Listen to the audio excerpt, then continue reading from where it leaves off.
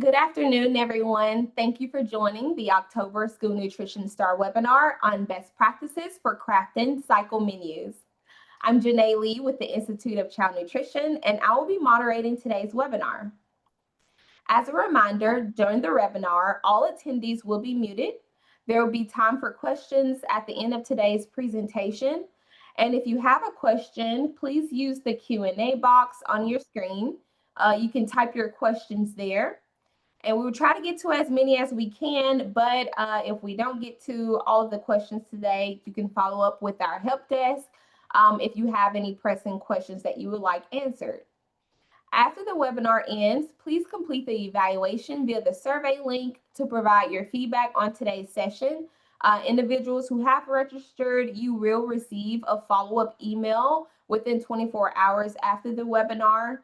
And that email will contain a recording link of this webinar, which is also available on our iLearn learning platform. And a link to the evaluation survey will also be in the email in case you missed the pop-up link. You will also receive a webinar certificate of attendance for attending today's session. And also, due to the nature of this webinar, the slide deck will not be shared with our attendees, but you will be able to access the session in the video format on the iLearn website. And lastly, the views and opinions expressed in this webinar are solely those of the presenter and do not necessarily reflect the official policy or position of the Institute of Child Nutrition. ICN collaborates with USDA to host monthly school nutrition star webinars that provide attendees with training, real-life strategies of program implementation, and best practices for use in action plans and goals. Training topics, free resources, and educational materials are also highlighted to assist school nutrition professionals with navigating through the enhanced responsibilities of school nutrition operations. And the Institute has made all of the past webinars available on our e-learning portal, iLearn, and you can find this information at theicn.org/iLearn.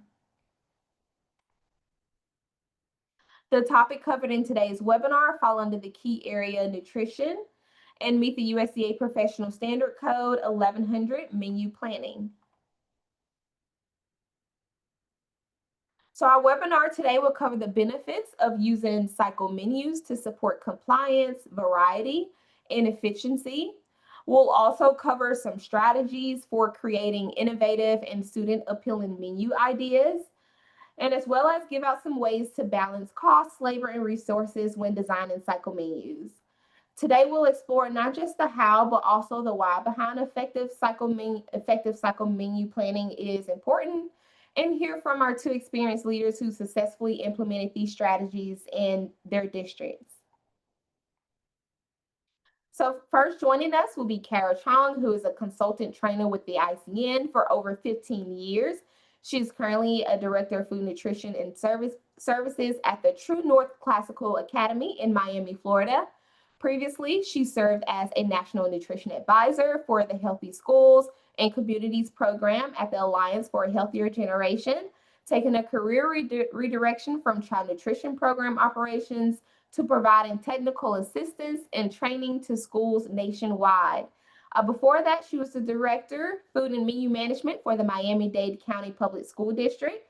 She served in this capacity for over 7 years, overseeing the menu and food procurement, including bids and writing food specifications, which changed the face of the food by increasing the quality of products, thereby increasing student participation and revenue. Prior to that, she was the director of staff development and training in nutrition education for over 7 years, implementing train-the-trainer programs for food service managers and school nutrition staff, teacher training workshops for integrating nutrition-related lessons aligned to the districts and the state's Florida Sunshine State standards. Before taking a career redirection into child nutrition care, actually spent the majority of her time in the healthcare arena as director of dietary services in 3 hospitals. In addition, she served as a nutrition educator and with her experiences, opened and managed a cooking school for hospital patients and for the Miami community. She also was an adjunct faculty member at Pratt Institute, NYU, and Miami-Dade College for nutrition, dietetics, and hospitality management courses. Kara is a registered dietitian and holds a Bachelor of Science with an honors from Pratt Institute in Brooklyn, New York, and a master's degree with honors from New York University in foods and nutrition and dietetics. She has received many awards and accolades from her peers and professional associations, including recognized Young Dietitian of the Year, Distinguished Dietitian in Greater Miami Dietitian of the Year, and the School Nutrition Fame Award. So we're lucky that and so honored to have Carol on as a speaker today. And we also have joining us Patsy Gregory, who currently serves as supervisor of the Robertson County School Nutrition Program, a position she has held since 2012.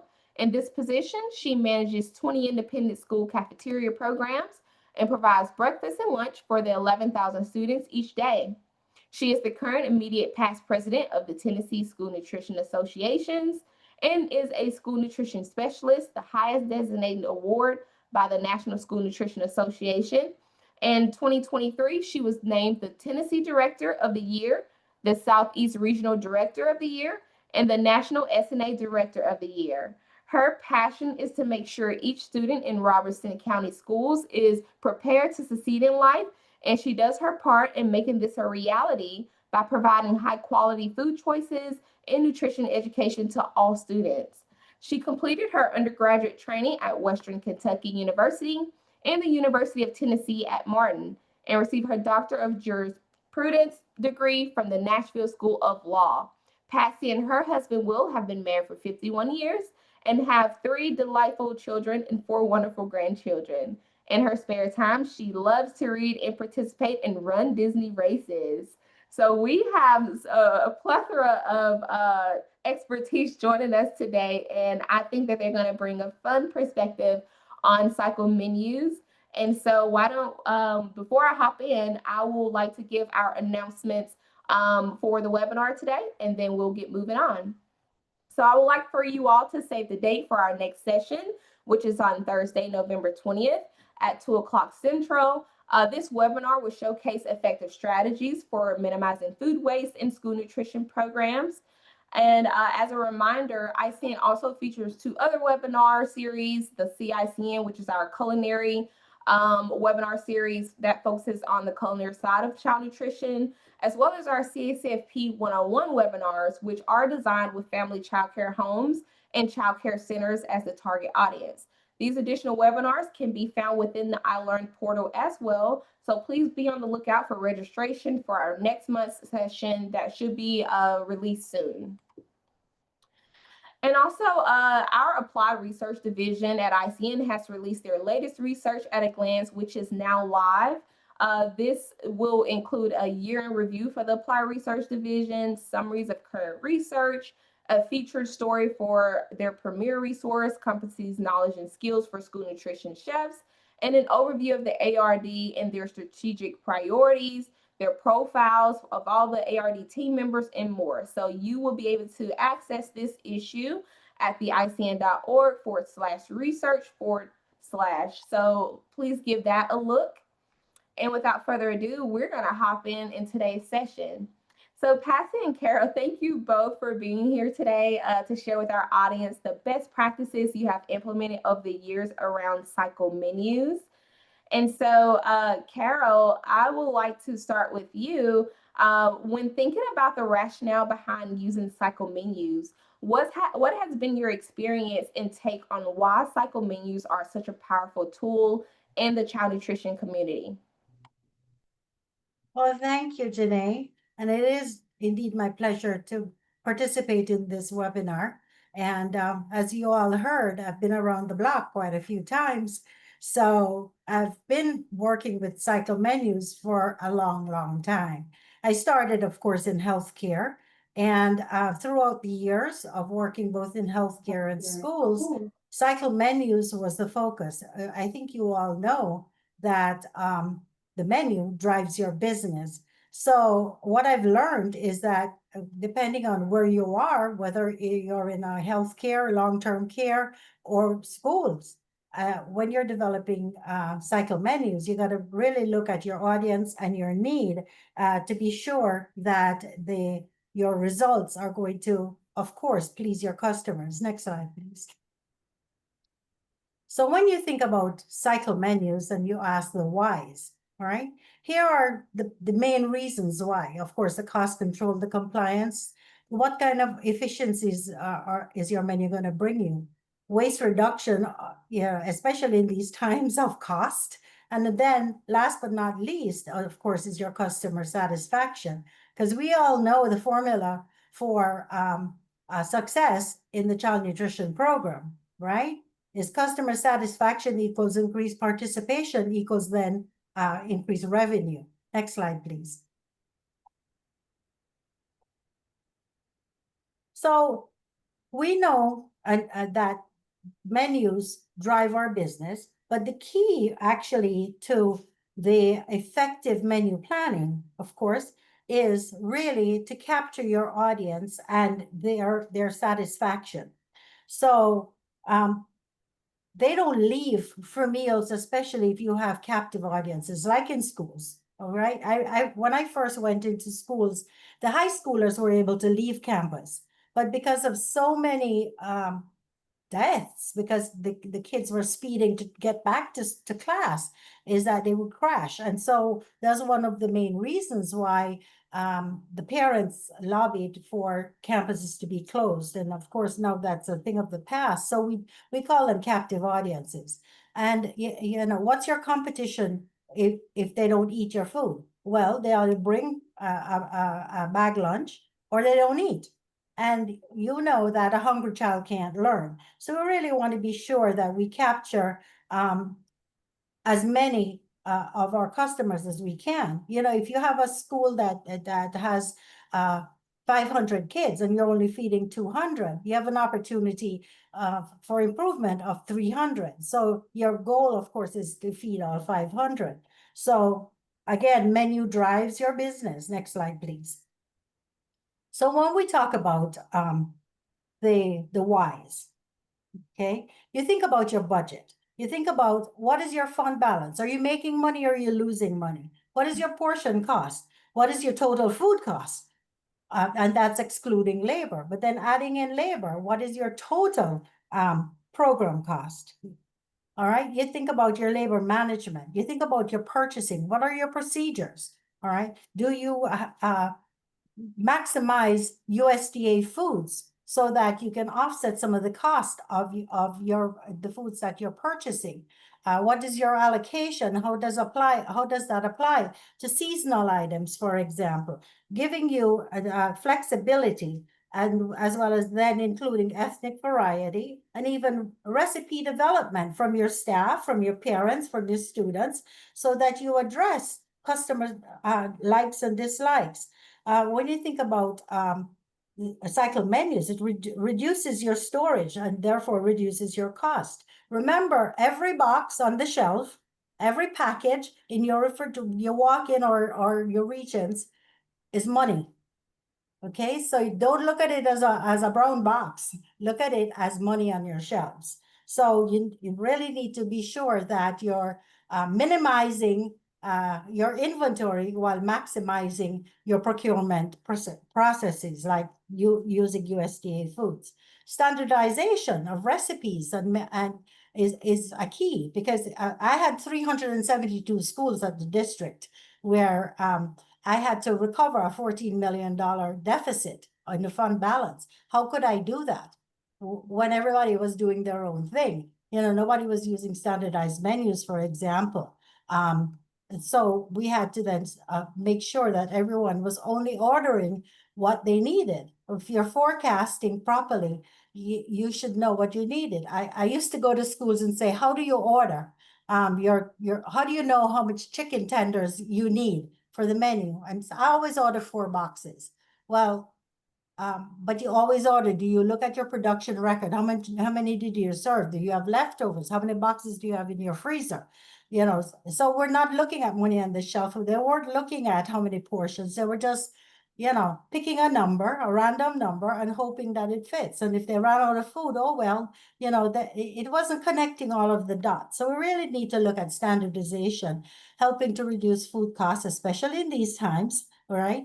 And then, of course, looking at opportunity buys and pleasing your customers with ethnic dishes and we're living in the world of Food Network. All right. I remember, maybe 20 years ago when I was asked would I participate in Food Network. So, thinking about how this has moved forward to inform the customers of different foods and varieties. And then kids are going to school and going to visiting homes of different ethnicities. So they're learning about different foods. So we have to think about this if we want a successful business. And then, of course, labor. We want to be sure that our staff is aligned with the skills necessary and the time in terms of schedules. And then, of course, looking also at your meals per labor hour and how many lunch periods you have scheduled and how many kids you're serving. Next slide, please. So then we also want to think about time saving in terms of the efficiencies. Is your lunch is being prepared at 8:30 in the morning and all ready to go when you're serving lunch at 10:30. So you have a 2-hour window where there's a quality deterioration. Okay, so looking at that and your balance of labor, looking at the equipment and the maximizing the use. If you have kettles but you're not using them, why do you have kettles? I have the schools now that I work at, all right? The equipment is kind of like deficient as far as I'm concerned. We have convection ovens, but we don't have steamers, right? So then the adaptation of the quality, how to prepare vegetables, is a huge consideration. And then to teach the staff how to use a tilting skillet because they've never seen one before. So these are some of the things that we need to look at in terms of then looking at our menu and providing the variety. So it's important there for you to look at the equipment and how that affects your operation. Next slide, please. Then we talk about waste reduction. All right. So if you order too much and you make too much, that's waste. And that's, again, money that's being spent. So I look at everything, whether it's inventory or whether it's leftovers, as money. All right. And I see that, you might reserve some leftovers if you're able to, but sometimes you can't, depending on what the dish is. So again, that's money that's feeding the round file in your kitchen, right? The predictability in terms of your production, right? Your production records. What is your forecasting versus what is the reality? And then tracking it over a period of time. Your menus, your cycle menus, actually, because they repeat, it's a cycle, it repeats. And so what happens then is you get a history and you use that history to be able to help you to tighten up the numbers that you're producing. And then you also look at your customer satisfaction. Okay. I walk around dining rooms and I talk to the kids and I watch what they're eating and what they're not eating. So that's the thing. Who's your competition? And then, of course, looking at your participation and bottom line, your revenue, all right? Because you want a healthy fund balance. And then, of course, the good old compliance, right? Some of us may not want to think about this, but we have standards that we have to follow, right? And we get audited on those standards, so we have to follow them. So it's not only about meal pattern requirements, but it's the nutrition, the quality of nutrition that we're providing our customers every single day. And of course, then we have the complications, if you will, of special dietary needs, whether it's from allergies or it's from some kind of diagnosis that we need to pay attention to. So essentially, our improved efficiencies help us to monitor and increase our bottom line. Carol, that was a great overview. Thank you for dropping some anecdotal stories in that as well. You really painted a clear picture of how cycle menus can transform operations from the ground up, improving cost control, streamlining efficiencies, and even enhancing customer satisfaction. So now I like us to take a deeper dive into how these concepts are achieved through applying fundamental best practices. So, Patsy, can you share from your experience the best practices your team has in place that shape your approach to development? Absolutely. And I want to say, first of all, Janae, thank you so much for having me here today. Carol, thank you for all the fun we've had getting ready for this presentation. And to all the people that are in our audience, I know your time is valuable, and I appreciate you spending a few minutes with us here today. Next slide. I'm going to start with best practices in menu development. And I'm going to share with you my number one best practice that I wish somebody had shared with me back in 2012 when I started. And that is, you have got to know who your allies are, and you've got to know who your biggest critics are. I didn't realize that. I thought my background in nutrition was what everybody was interested in and what was going to make me successful. And I learned very quickly that that was not what was going to happen. I've divided it into 3 different groups that we're going to talk about. When I started, I thought the students were by far the most important, and they are important, don't get me wrong. But if you're going to be successful, you are going to have to take into account your stakeholders. And then last of all, you've got to be true to who you are. Next slide, please. I want to welcome you to Robertson County, Tennessee. We are the dark fired tobacco capital of the world. And you all, I didn't say of Tennessee, I didn't say of the United States of America, I said of the world. That is important to my menus. We are the home of the Bell Witch. You all may not know who the Bell Witch is. Halloween's coming up. You've got time maybe tomorrow night or over the weekend. Google literally the Bell Witch. There are books, there are articles, there are movies. She is a very famous lady. And I share those 2 facts because what happens in Robertson County and what has happened in Robertson County since its foundation affects what I do today. We are a small rural county. We have family farms growing tobacco, growing corn, growing other produce. And I have students in my schools today whose parents, grandparents, and I kid you not, great grandparents went to the very same school building that these students are going to.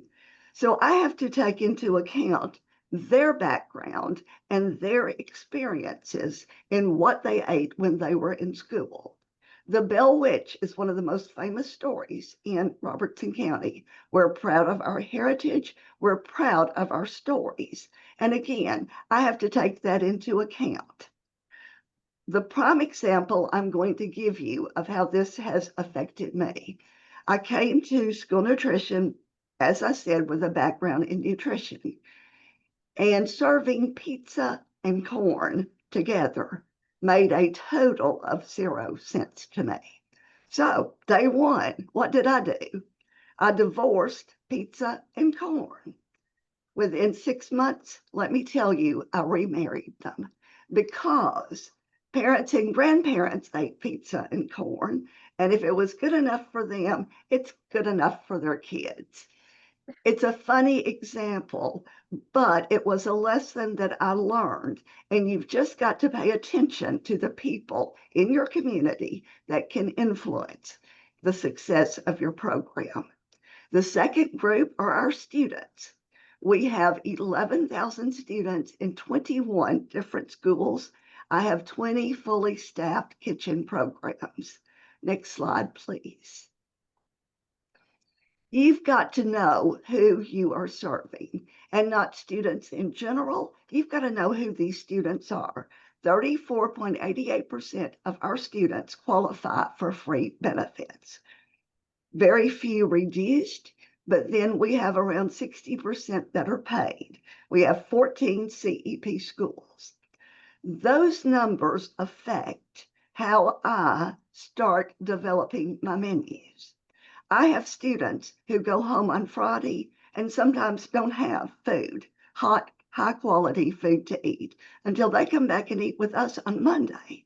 So when I'm developing my cycle menus, I'm looking at Fridays and I'm looking at Mondays in particular. I want them to leave with a full stomach on Friday. I want them, when they come back on Monday, to know that they're going to get a substantial meal that will set them up for success in their academic challenges that they're meeting. Our lunch participation right now is 71.92%. We are really proud of that. Our breakfast participation is 48.73%. So we are looking at meeting the needs of our students. Next slide. You also have to take into account who you are. And it helps me. I'm from a rural community. That's how I grew up. So I fit in here. But when I became a new supervisor, July the 1st, 2012, it was the first day that the Healthy Hunger Free Kids Act of 2010 went into effect. I mean, you talk about baptism by fire, that's what I got. We had 20, well, at that point, we had 19 schools doing 19 different menus. We had thousands, and I'm not exaggerating, thousands of different food items. Our inventories were out of control. Our menus were out of control. Our participation was low. So, like Carol has shared with us, I had to jump in immediately and try to figure out how to bring this under control. My best practice number 2 is, if you're looking at jumping into cycle menus, just do it. It's like jumping into the deep end of a pool. I mean, hold your nose until you can make sure you can breathe, but jump in and do it. How do you eat an elephant? You eat it one bite at a time. And that's what I did. I started with a 2-week menu cycle. That's all the recipes I could come up with. We started with that. We stayed with it for about 2 years. And then I was able to go to a 3-week mini cycle. We were able to incorporate some of those things that our parents wanted their students to have, that our students wanted, things that I felt really good about serving. Then, as I'm sure you all know, the pandemic came around. And I didn't have time for a cycle menu because we didn't know what products we were going to be getting. We were grasping at straws. We were trying to do the best we could. So back to 2022, I started small again. I started back with a 2-week cycle. I went to a 3-week cycle, and now we are at a 4-week menu cycle. Cycle menus saved me my sanity when I started because I didn't know what I was doing. And I could not have gone in every week and developed new menus. Right now, they continue to save my sanity, but they also save time. We've got a basic rotation we use. We add to it, we take away, we add in, but it saves time in that I know consistently what I'm getting ready to do. Next slide. This is my October menu. This is what ours look like if you go to our website, if you go to our social media accounts. And my best practice number 3 is going to be able to move quickly. I told you, we've served pizza and corn. We served it for 10 years. And I thought, and my managers thought, that our kids were getting tired of pizza and corn. So on Thursdays, we started alternating pizza and corn one week, mac and cheese the next. Again, small rural community, mac and cheese was a biggie. I'm sure, like you all, every day I checked my participation numbers. And what I saw was that Thursday, when we serve pizza and corn, it is our highest participation day of the week. That drives me crazy. I don't understand it, but it is what it is. But you all, when I looked at the next week and we served mac and cheese, it was not our high participation day. So that was what our menu looked like for October. If you look at November, we've gone back to pizza and corn. So be willing to try new things, but be willing to move quickly and go back to what is tried and true and what really works. Patsy, thank you for walking us through how you started small and grew your process. That's such a, I'm sure, a relatable journey for so many districts that are building a structure for how they plan their menu cycles. So thank you for those anecdotal stories too. Carol, do you have anything to add to that? Yes, thank you. So, Patsy, I also had the challenge of pizza and corn. When I took over food and menu management, um, we had a 3-week cycle. But when you looked at the cycle, we'd have a chicken week and we'd have a meat week. There was no variation. Yeah, so the variety was chicken, chicken, or chicken for 1 week, and then hamburger and meatloaf, etc., for the other week, and kind of mix up on the 3rd week. But we there were 360,000 kids attending the school district, and we were serving under 200. So where was the opportunity for improvement? Almost another 200,000, right? So I looked at the menu, well, of course, which I said before drives your business, and I started to have focus groups with kids. And I said, what do you want on the menu? You cannot have lobster, shrimp, or steak. But let me hear what else you would like.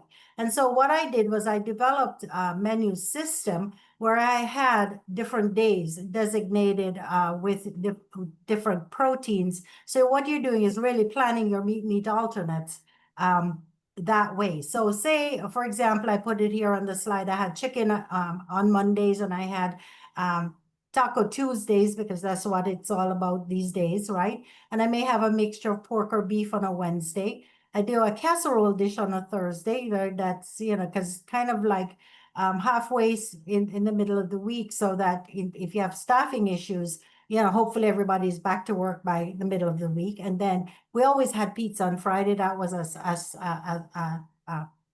thing that I could not change. And the only thing I changed on the Friday pizza was no corn. So, and I was so successful with that because Miami, where I am, is a very transient city, and there's so many. There's 113 or 14 different ethnicities that I had to look at when planning the menu for variety and pleasing everyone. All right, so this is how I worked out the menu. And then what I did was, once I had the meat alternates, and you can see on my chicken day, I just put some examples here, is that I have chicken every Monday, but it's presented in a different way. And so on a Tuesday, if it's Taco Tuesday, it's not actually taco. It could be taco in a different shape, size, or form, in the sense of it could be the quesadilla, or we develop a taco burger, which, now the fast foods are back to the wraps, so we call it a taco wrap. So different ways using your creativity to be able to plan out your meat alternates using the same protein, but presenting it in a different way. There's another training that I do for the ICN where we have an activity that the participants do where they have to figure out how many ways can they use USDA diced chicken. And so, this is kind of bringing in your creativity, your ethnic menus, all of that kind of stuff, right? You also decide also what's your number of weeks, we both, Patsy and I, do a 3-week. I currently at the school that I'm at do a 4-week, right? Because we found that 3 weeks was just rotating too fast, and the kids needed an extra week so that they didn't memorize the menus, right? But then it gives you a lot more flexibility. You got to look at your market captivity rates as well, in terms of, your elementaries are there 5 or 6 years, right? If they're there from pre-K. or from K. So they'll memorize the menu if you don't change it, right? Your middle Right. schools are usually 3 years, and then your high schools are there for 4 years. So again, using this technique that I did with the meat alternates and just changing for different ways to present those meat alternates actually does work for us. Okay. And then also what you do from this is you plan your colors and put in your sides, which is your vegetables. We have 5 categories of vegetables. So you put a category a day and see how it matches up. And then you put your fruit and etc. to complete your menu. But your sides really should complement your main dish or your meat alternate. And again, this is where your seasonal as well as your local items, if you're doing your farm to table or farm to school program, this is where you can actually incorporate your local foods into your sides or include it into your casseroles, for example, or accompaniments, so that you don't repeat the same meals, the same foods, the same entrees over and over again, that your customers are going to memorize. Okay, some of you may want to do a selective menu with your cycle. So you might have sandwiches, salads. You might have vegetarian dishes that you add in with your other meat alternates to give some difference in selections. So that's a consideration also for allergies, for special needs. Meals and special needs are also easier to do when you have it laid out like this. If you have vegans that want to eat with you, you may want to look at doing like I did, rice and beans every single day, which they loved, and then I may do a hummus salad plate, that kinds of things that you'd be able to just throw in there, use it as your sides, but also available in a full portion for your customers. Okay, next. Thank you so much, Carol, for sharing your strategy for building a cycle menu and to include many facets of menu development. So thank you both for sharing the best practices your team are implementing. So I want to kind of pivot a little and talk about application, right? Can you both share how you creatively apply these practices in your program? I know we shared a little bit about that with the menu development, but how does that apply, in other ways? And that's what I want to kind of get to now. So what I do is I use the menu planning principles that we learned in school in terms of using the senses, the 5 senses on your head, your eyes, your ears, your mouth or taste, the smell, the aroma, and touch.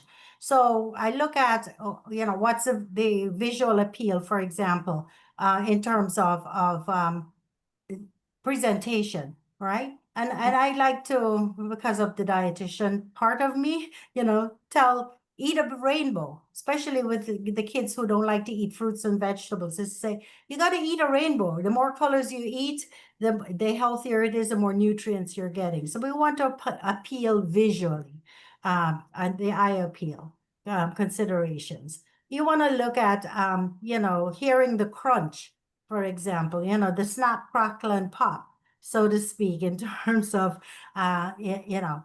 it enhances the eating experience, all right? When you look at the taste, the flavors, so here's where the ethnic dishes can come in. Here's where you, especially for next year, looking at reducing sodium in your recipes and in your total menu, is here you can incorporate more herbs and spices. I use the mirepoix. I use the Holy Trinity, where we saute of onions and sweet peppers, a touch of garlic, and then depending on what it is, if it's, we add whether it's spices or maybe other vegetables to enhance the flavors. And we use pre-cooked meat. The only meat we use raw is ground beef. Otherwise, we use a pre-cooked meat because of food sanitation and safety, and obviously for time. So here's where for the taste, you can bring in all the different local flavors, all the different ethnic flavors that can enhance your menu. And then smell. Okay, aroma. We bake cookies. I remember when I first started at the school district, I used to love to go to the schools because as you pull in the driveway, all you smell is fresh baking bread. It's like, I couldn't wait to get in that door. So and now we don't do that, but there are other ways that you can have the aroma drift through all the hallways of the school. That's going to everybody's going to wonder, what are they cooking? I want to go find out. I want to go eat that food. So, it could be a barbecue smell, or it could be, if you're making Asian, whatever, it's going to definitely enhance the aroma throughout the building. All right. And of course, that increases the saliva production and the appetite center, and then it makes them hungry and want to come and eat your food. And of course, the texture, the touch contributes to the acceptance. For example, you don't want everything to be soft and mushy. Some people don't like that. They want to have that crunch. They want to have the different textures. Okay, so that enhances this the satiety or the satisfaction part of our eating experiences. We also look at how we do batch cooking. All right.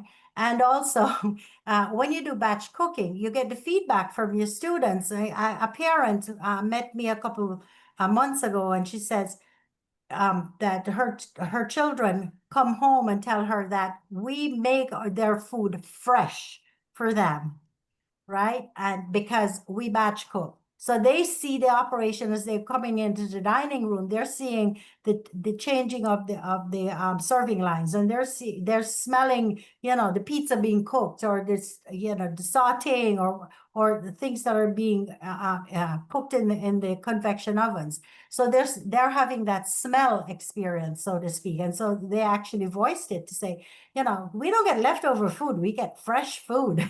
Then we look at the popular trends, what's out there? Well, bowls. So when we don't serve it in a bowl, but we call it a bowl, where we might mimic the KFC bowl with chicken tenders and mashed potatoes and corn, or we might serve it up with some mac and cheese, So we mimic what's out there in terms of what's our competition out there? What are they wanting to go for? And we provide it at school. So, I think that's one of the biggest tips I can give you as you plan your cycle menus, is really to look at what's out there and how can you do it. One thing that we've had a lot of success with in Robertson County is learning how to rotate our ingredient bases. We've talked today about our community partners, our students, about how we feel about school nutrition, but we haven't talked as much about our staff. And again, best practices in any kind of menu development, you've got to consider your staff. We mastered chicken sandwiches. We had a phenomenal chicken patty. We had good whole grain buns. We could put that patty on those buns and we could make it look beautiful. But I wanted more. I knew, though, that if I went into my summer training and told my staff, okay, this coming school year, we're going to make chicken parmesan and we're going to make chicken cordon bleu, they would have probably gotten up and walked out the door. So we came upon a way to make this more convenient for them. We started our in-service training one morning, and I literally had them take chicken patties. We made chicken sandwiches. We did another activity, then we came back, and I said, okay. I said, your chicken patty. You've had a really good personal relationship with this patty for many years. What else can we do with it? So we took it off the bun, we put our sauce on it, we put our cheese on it, and all of a sudden we had chicken parm. And I said, okay, was that so hard? And no, it wasn't hard at all. It really is no harder than putting it on a bun. So we took another break. We came back and I said, okay, we're going to make chicken cordon bleu. Well, half of my people probably didn't know what chicken cordon bleu were. The other ones looked at me like, you really think we're going to make chicken cordon bleu? And no, I didn't. But we did a simplified version. We took our very same chicken patty. We put a different kind of cheese on it. We put ham. We took our ham that we knew well. We chopped it up. We put it on there. And we had chicken cordon bleu. So in a 4-week rotation, you've got your chicken sandwich, you've got your chicken parm, you've got your chicken cordon bleu. There are lots of things you can do with a chicken patty. We do the very same thing with a hamburger patty. They know our hamburger patty. They put it on a bun. This is good. We take it off the bun, we smother it in that brown gravy that our rural families know and love, and we have Salisbury steak. In the last week, we've come up with a new ingredient that we're rotating that we are really excited about, and that is our chicken tenderloin. We have phenomenal whole muscle, total white meat chicken tenderloins. We serve them just as a chicken meal. We serve them with our chicken and waffles.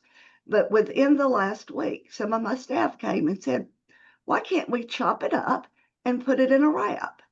So when you bring your staff along slowly, they're going to start, Carol, like you said, they're going to go out in the community. Wraps are big. I mean, how can we take what we've got and do something else with it? So rotating those ingredient bases has been phenomenal for our program. That's awesome. Thank y'all so much for kind of going more in depth with how you apply those best practices. Just you all talking about, I was starting to jot down some things. I was like, okay, I got some ideas on how I can personally rotate some ingredients for my lunches. So, no, those all sound delicious, and you guys are being creative with what you have. So, thank you for sharing those best practices. Now, I want to kind of move into in talking about, strategies you have in place with engaging students in the community. And we talked about that a little bit, but I want us to kind of do a more deeper dive into how you are engaging your students and kind of give some best practices on that. So, I mentioned before that I like to talk to my customers because I am good, but I'm not great. So I am not clairvoyant, so I can't read minds. So I have to find out what is it you want, even within my own family. And if they tell me I don't know, then go to the supermarket and I look for I don't know and I can't find it. So I come back and I tell them that I couldn't find the I don't know. So you're going to get what I know. So anyway, one of the things is talk to your customers. So I had a menu committee, and the menu committee consisted of different managers representing different age grade levels, as well as students. I would get the student government leaders, and I would get some teachers and maybe some of the PSA, PTA, PSA representatives to come to a menu committee meeting, and we would look at the menus and we would talk about what we could change, what we could enhance, what we could get rid of, so to speak. Yeah, I when I talk about this, I have a favorite story of the turkey shortcake that I had to get rid of because one student told me that, do you know that turkey dish that you all serve at school? Um, it tastes really delicious, but it looks like vomit. It disappeared like the next day. So, you have to listen to your customers, right? And that was on the menu for, I don't know, eons, I think.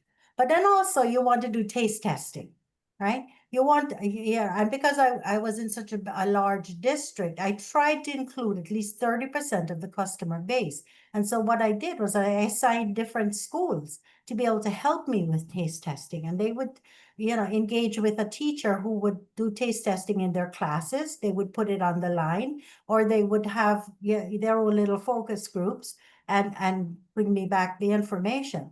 I used to have food fairs where the vendors would bring in the products that we might be interested in.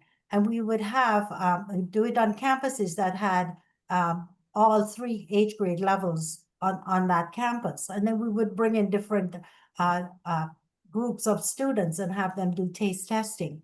And would do it as a focus group so that they couldn't talk to anybody. They would have to give me their own opinion. And we told them that they were deciding for all the 300,000 kids, their school colleagues that they had to decide for. I used a hedonic scale, which is a smiley face. And so I also told the vendors that there was a passing score. So even though they maybe have passed with a 70, right, the decision wasn't going to be made to include their products if they didn't get up to at least the high 80s or 90s, because there was just too much competition. Then we would test and refine recipes.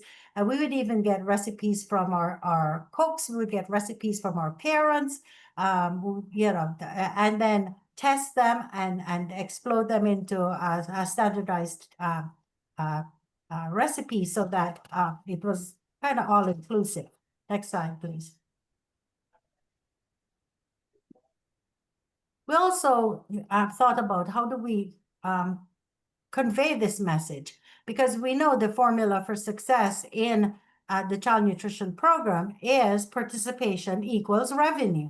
So we want to be sure that we send the message out. And then we also want to talk about, all of the factors that affect our participation. Parental perception, for example. When I first went to the district, I would have parents tell me that, they don't participate in school food because it was so bad when they went to school. Just like you, Patsy, with your different heredity groups of coming through to saying your pizza and corn kind of thing is that and I told him, I says, listen, since 2010 and the nutrition regulations, we don't only wanted to change, but we had to change for better nutritious food. But also we're all inclusive. So school food is not how it was when you went to school. Come in and try it. Student engagement, my menu committee and focus groups, the menu design. You also want to not just put chicken tenders or or carrots, or corn, but I would put Florida grown, or I would describe it to put some kind of descriptive name that enhances how it prepares and looks on your menu. And then, of course, also building around trends and celebrations and things like that help you to really provide a lot of variety. And then, of course, creating some excitement with new concepts. So what's out there and how can I mimic it? We did a taste testing with the little chicken wraps that's now popular in all the fast foods. Of course, we don't fry our chicken, and we bake our chicken, but if it looks like a duck and quacks like a duck, everybody thinks it's a duck. So we just do what we have to do. Next slide, please. Okay, and I think this is where I'm going to jump in. One of the things that we have done as far as incorporating culture and ethnic food variety, we used the National School Lunch Week theme of Passport Around the World. When I started thinking about that, I would have told you I really didn't have that many cultural foods. But when I sat down and looked at it, on Monday, we went to China. On Tuesday, we went to Mexico. Wednesday, France. Thursday, Italy. And Friday, again, you've got to always go back to your roots. We went to the good old southern United States of America, and we had breakfast for lunch. It sounds so simple, but with the marketing we did and with the kids getting excited, it was one of our most successful weeks that we've had in a long time. Next slide. We did literally eat our way around the world. I have kids in my school that have never been to any foreign country, much less 4 different countries. I have kids in my school that haven't traveled much at all. So to take an experience, whatever it is, and look at your kids. What can you do to help them have a varied experience so that they can then relate to the things they're learning in their history class? They can relate to the different geographical areas of the world and of our country. We just try to truly expand the horizons of the students in our schools.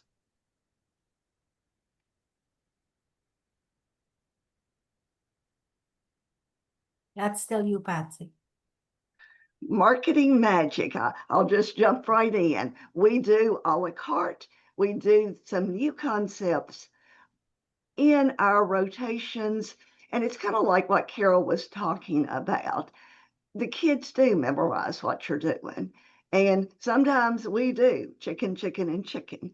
So you've got to be prepared to do some, what we call them pop-ups. Just like a pop-up store that you go to the mall, we do a pop-up menu. We may put it on for one time. We may do a 2-week rotation within our 4-week rotation, but we're always trying to bring excitement and allow our students to experience different opportunities. We do, I mean, you've heard me say we have pizza every Thursday. We do every 9 weeks try to come up with a different pizza, and that keeps them coming back for more. So, as I said before, I live in Miami, and we have over 100 different uh, cultures residing here. And just thinking about the Hispanic or Latino culture, we service from Mexico, Central South America, and the Caribbean Basin. And everybody eats beans, but everybody does not prepare them the same way, right? Even neighbors within Central America, for example, Mexico doesn't prepare beans the same way that Costa Rica does, or Puerto Rico doesn't prepare beans the same way Cuba does. So we had to find the happy medium in terms of how do I prepare these meals, and how do I make everybody happy so that it's not always the same over and over again. So we had to look at it's where we did a lot of research in terms of mixing and matching with different ingredients and recipes and so forth to make sure that we could find the happiest medium possible, that no matter what country or what culture they came from, it would be acceptable. Okay. And then also in terms of menuing, for example, Jamaican beef patties. I can't make enough of them when we do makeup, because everybody loves a Jamaican beef patty that the Hispanic Latinos call empanadas. All right. So other people may call it a meat turnover. So but paying attention to your customers, their likes, their wants, their needs, and how we can satisfy them is what a successful food service program is going to be. Then you think about the different months. For example, February is Heart Month, but it's also Valentine's. So how can you build the two in to make that Heart Healthy Month, for example? But it's also Black History Month. So how do you do that? So we might have one favorite meal that I would do in Black History Month was oven fried chicken with cornbread and collard greens. And everybody loved that, because it wasn't offered on every menu cycle. It was a special thing that was done. So we want to be sure that we appeal. If it's Dr. Seuss month, you might want to make green eggs and ham for breakfast. We used to do that with making like a frittata, where we would put green vegetables in the eggs. So, and chopped up ham, and we call it green eggs and ham. So trying to be creative also helps to enhance your cycle menus and please your customers. Next slide, please.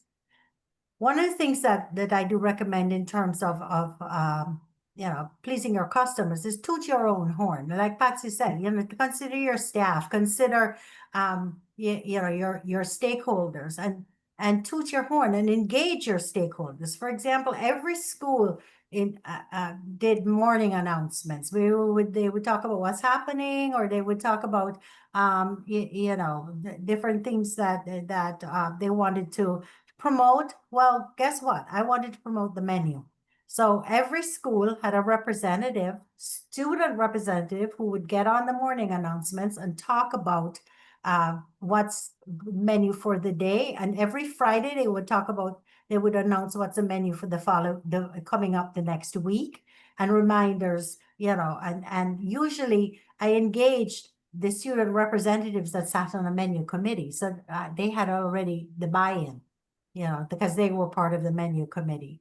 I would do things like listing the Florida Fresh Farm to School initiative on the menu. So they would know that the corn and the green beans came from up by Lake Okeechobee, for example, or the collard greens came from Northern Florida, or from Homestead, the star fruit came. So I would definitely try to put on the menu how to enhance where our local farming, as an example. And then, of course, the nutrition standards. We want to make sure that our customers know, and especially the parent part of the buy-in is definitely that we're serving healthy, nutritious meals every single day for our students to grow up. Our motto was "We feed the future." So that's, we were feeding our future healthy meals. Next slide, Yeah. please. Yes, and as we get into the takeaways and closing out, yeah, I want to get to the takeaways and then we're going to get into Q&A, but I quickly want you all to share just something that you want to leave with our audience before we hop into Q&A. Okay, yeah. Well, definitely, what I implore everyone to be is flexible. All right. Rome was not built in a day, and there's nothing written in blood or concrete. So when it comes to menu planning, so be flexible. Plan week by week, not day by day. And as you look at your cycle, if you have a chicken day, make sure that you're not repeating the same chicken dish that you had week one for week two. All right. Listen to your customers, right? Walk around, talk to them. All right. If you don't have the privilege of having a menu committee, so to speak, walk your dining rooms. Okay. And then, of course, when you get that feedback, respond. And Patsy. The key takeaways that I want you to remember, I mean, number one, and I called it blame it on our roots. Stay true to who you are, know your community, stay true to that group of individuals, stay true to your students, stay true to who you are. I want you to remember that social media in this day and age, it is our friend, it is necessary. Our kids don't necessarily, especially in elementary school, know what they're going to eat, but their parents want to know. So I have families that literally Sunday afternoon at 4 o'clock, they sit down, they pull up our menu on Facebook, and they go over that with our kids. So use social media to your advantage. And my last key takeaway that I didn't put up there, but I think it's probably the most important: remember to have fun. We are blessed to work in this profession. It's not necessarily a job, it's not necessarily a career. It is a calling, it is a mission, and we are truly impacting the future.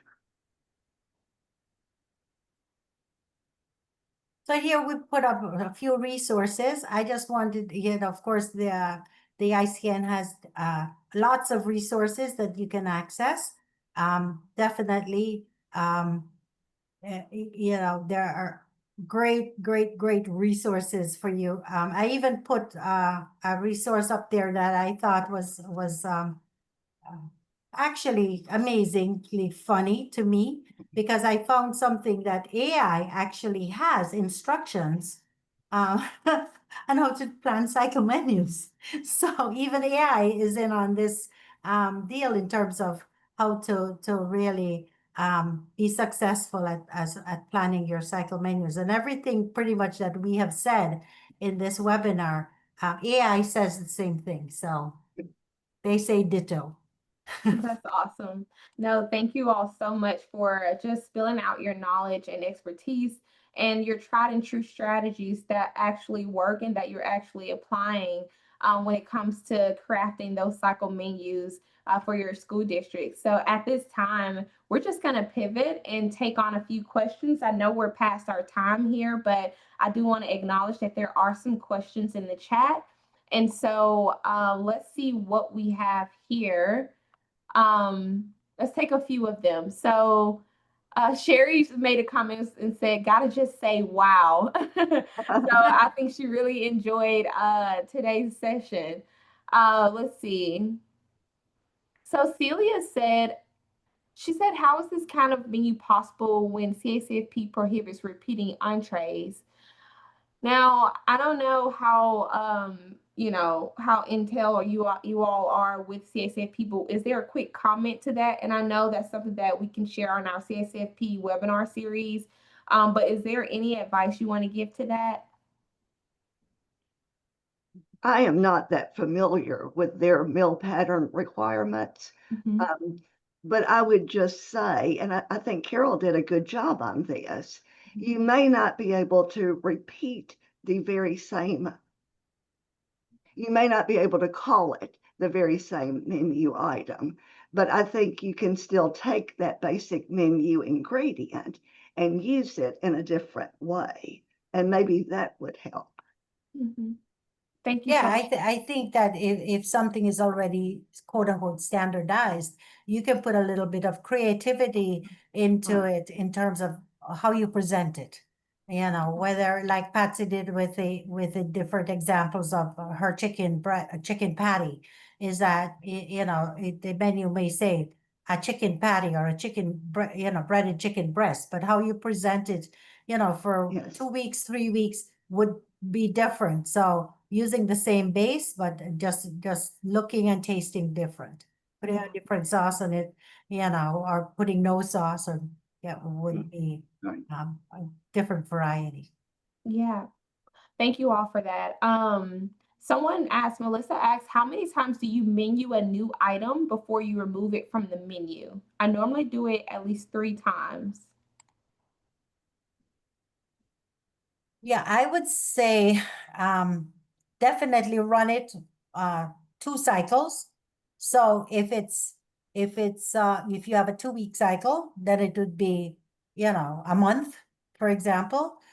Because one time it may be something that they're not familiar with, and maybe you didn't do extensive taste testing with it.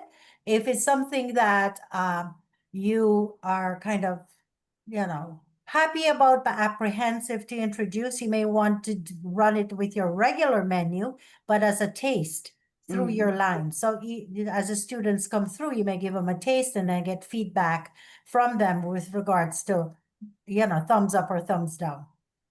We do that sometimes with new items that we are thinking about or we're not sure, and we don't want to pull a menu committee together or a whole panel together. So we may just make, some samples, and if you will, and then run it through different lunch periods.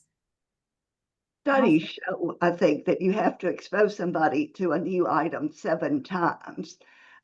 In school nutrition, in our environment right now, with our financial situations being as close as there is no way we can do that.